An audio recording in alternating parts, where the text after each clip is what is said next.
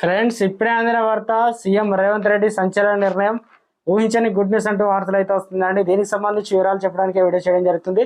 చాలా మంది వీడియోస్ కానీ సబ్స్క్రైబ్ చేసుకొని మర్చిపోతున్నారండి. దయచేసి ఛానల్ సబ్స్క్రైబ్ చేసుకొని బెల్ ఐకాన్ ఆల్ పై ట్యాప్ చేయండి. ఇటువంటి ఇంపార్టెంట్ ఇన్ఫర్మేషన్ మిస్ అవ్వకుండా మీ ఫోన్ నోటిఫికేషన్ రూపంలో వస్తుందండి. చాలా మంది మీరు చూస్తున్నారు కానీ లైక్ చేయడం లేదండి. దయచేసి లైక్ చేయండి, ఇన్ఫర్మేషన్ అందరూ కూడా తెలుస్తుంది.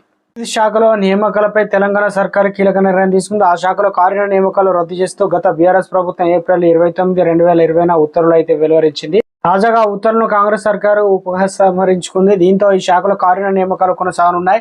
ఇందుకు సంబంధించిన యూనిఫామ్ పాలసీపై ఫోకస్ పెట్టాలని ఎలక్ట్రిసిటీ డిపార్ట్మెంట్ పరిధిలో అన్ని కార్యాలయాలకు సీఎండీ ఆదేశాలు జారీ చేసింది.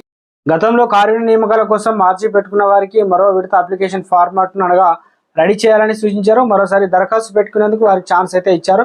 చనిపోయిన విద్యుత్ ఉద్యోగులు ఉంటారు కదా, చాలా మంది జాబ్ల కోసం ఎదురు చూస్తుంటారు.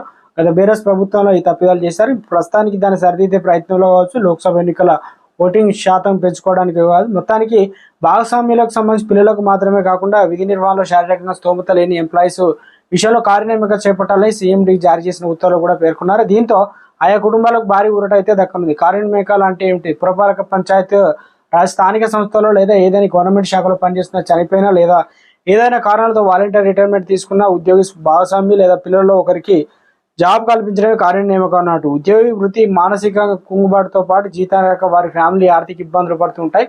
అందుకే వరుసమే వారికి మానవత దృక్పథం ఆలోచించి కార్యనియామకాలు అయితే చేపడతారు. దీనిపైన సీఎం రేవంత్ రెడ్డి వీరందరికీ ఎంతో కాలం నుంచి ఎదురు చూస్తున్న వారికి గుడ్ న్యూస్ అయితే అందించారనమాట. కీలక నిర్ణయం తీసుకున్నారు.